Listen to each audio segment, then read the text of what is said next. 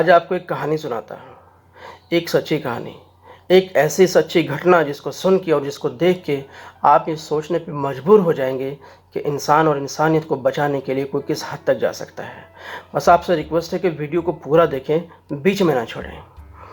Quarantine एक ऐसा शब्द जिसका मतलब आज से 1.5 महीना पहले हमारे देश में शायद कुछ ही लोगों को पता होगा, लेकिन आज क्वारंटाइन का मतलब देश का बच्चा बच्चा जानता है। आज के माहौल में कोरोना के संक्रमण से खुद को और दूसरों को बचाए रखने के लिए क्वारंटाइन ही एकमात्र उपाय है, लेकिन कुछ लोग क्वारंटाइन से तंग आ चुके हैं। अगर आप भी उनमें से एक हैं और आपको भी लगता है कि क्वारंटाइन एक ज़बरदस्ती थोपी गई चीज़ है, तो आपको आज से 350 साल पहले घटी एक घटना के बारे में ज़रूर जानना चाहिए।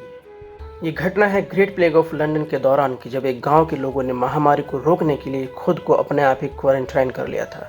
यानी उस गांव ने मौत को अपनाना ज़्यादा अच्छा समझा, लेकिन मौत को अपने दरवाजे से बाहर नहीं जाने दिया। तो चलिए जानते हैं लंदन के पास बसे एक वीरान गांव एयम का किस्सा। सन 1665 में लंदन की एक गली लोगों की कूड़ा फेंकने की जगह बन गई।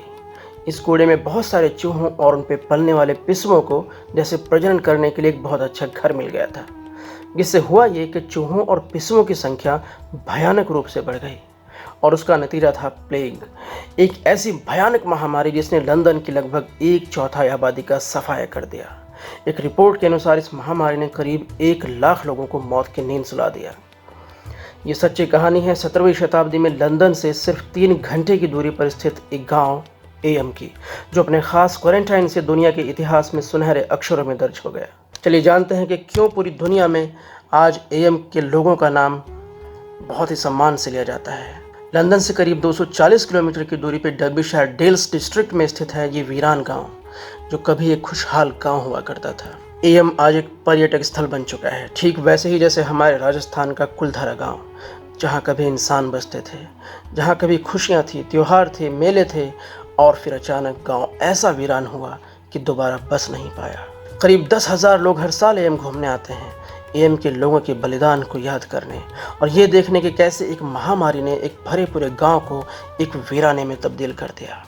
एयम के वीरान होने की कहानी 350 साल पहले की है। एयम गांव में करीब 800 लोग रहते थे। जब पूरे लंदन में प्लेग फैल रहा था, तब कुछ समय तक एयम गांव सुरक्षित था। वजह थी कि गांव के लोग अपने गांव से कम ही बाहर जाया करते थे। लेकिन खतरे से बेखबर गांव का एक लोकल दर्जी अलेक्जेंडर हेडफील्ड अपनी लोकल शॉप के लिए खरीदारी करने लंदन जा पहुंचा, जहां से उसने अपनी दुकान के लिए कपड़े का थान खरीदा और गांव ले आया। लेकिन वह नहीं जानता था कि जो थान उसने खरीदा है वो प्लेग फैलाने वाले पिस्सू से संक्रमित है। थान गांव पहुंचा और उसकी दुकान में काम चलता रहा और 1 हफ्ते के अंदर 7 सितंबर 1665 को उसके कारीगर जॉर्ज विकर्स की मौत हो गई, जिसने थान को खोला था। हफ्ते भर के भीतर वो जिन जिन लोगों से मिला वे सभी संक्रमित हो चुके थे और धीरे धीरे एक चेन तैयार हो गई। संक्रमण पूरे गांव में फैल गया। सितंबर से दिसंबर 1665 तक करीब 42 ग्रामीणों की मौत हो गई थी। शुरुआती दौर में प्लेग केवल पिस्सुओं के काटने से फैल रहा था, लेकिन 1666 की गर्मियां आते आते प्लेग के बैक्टीरिया में म्यूटेशनल चेंजेस होने की वजह से प्लेग अब न्यूमोनिक बन चुका था, जिसका मतलब था कि अब ये इंसान से इंसान में फैल सकता है। शुरुआत में लोगों ने गांव से बाहर निकलने की योजना बनाई ताकि बचे हुए लोग सुरक्षित रहें, लेकिन गांव के चर्च के पादरी विलियम मुम्पेसन ने गांव के बचे हुए 750 निवासियों को इकट्ठा किया और उनको समझाया कि ऐसा करने से ये महामारी गांव के बाहर भी फैल जाएगी और हर उस जगह फैल जाएगी जहां जहां तुम लोग जाओगे। गहन सभाएं हुई, चर्चाएं हुई और आखिर में पादरी विलियम मुम्पेसन इस नतीजे पे पहुंचे कि देश के और लोगों को इस संक्रमण से बचाने के लिए बलिदान देना होगा।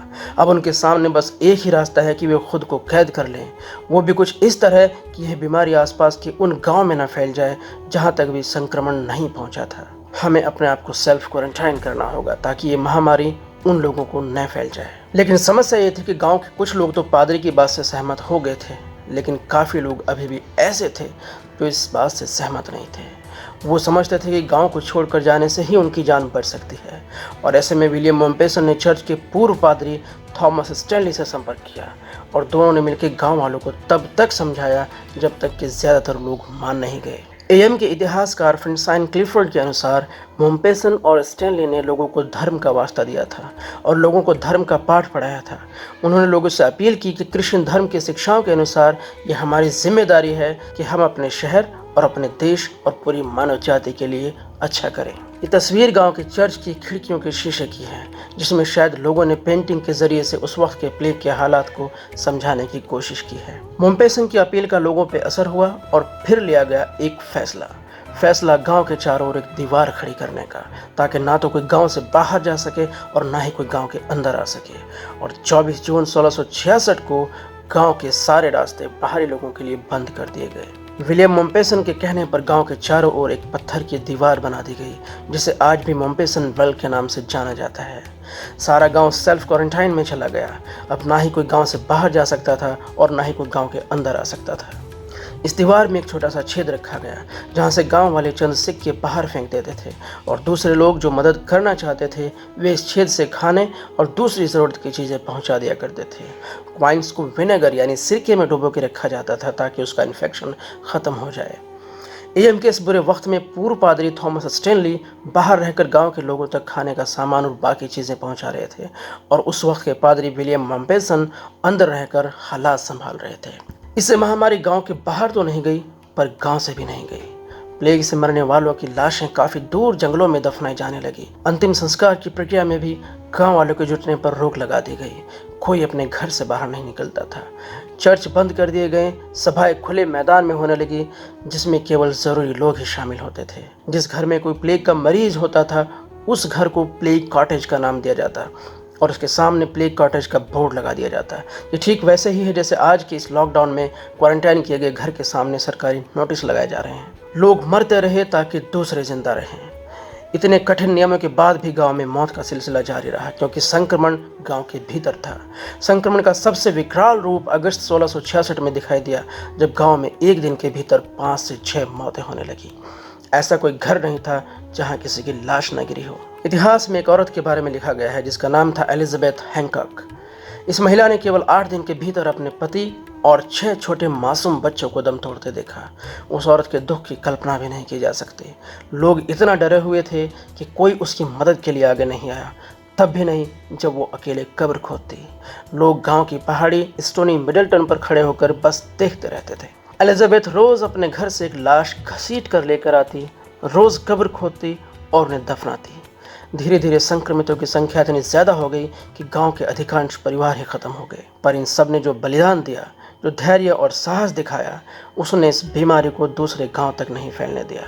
मोम्पेसन ने अपनी डायरी में लिखा है कि वह दौर बहुत भयानक था, पर ग्रामीणों का अपने ईश्वर में इतना ज़्यादा विश्वास था कि वे मौत से घबराए नहीं, वे भागे नहीं, वे डटे रहे ताकि बाकी दुनिया सुरक्षित रहे। लाखों मौतों के बाद सितंबर-अक्टूबर में संक्रमण के मामले कम होने लगे और फिर 1 नवंबर को यह बीमारी अचानक गायब हो गई। महामारी का प्रकोप खत्म हो जाने के बाद भी एएम के लोग खुद को क्वारंटाइन रखने के आदी हो चुके थे, या यूं कहे कि वे डरे हुए थे। कई सालों बाद बचे हुए लोगों ने खुद को बाहर निकालना शुरू किया और फिर धीरे धीरे करके मुख्य गांव खाली हो गया, हमेशा के लिए। आज भी एएम के अंदरूनी हिस्से में कोई नहीं रहता। आज हम जिस क्वारंटाइन को जी रहे हैं, ये उस क्वारंटाइन से लाख गुना बेहतर है जो 350 साल पहले एएम के लोगों ने भोगा था। इसलिए खुद को कैदी न समझें, बल्कि ये समझें कि आपके घर में रहने से, हमारे घर में रहने से ये दुनिया सुरक्षित रहेगी, इंसान सुरक्षित रहेंगे, इंसानियत सुरक्षित रहेगी। जय हिंद।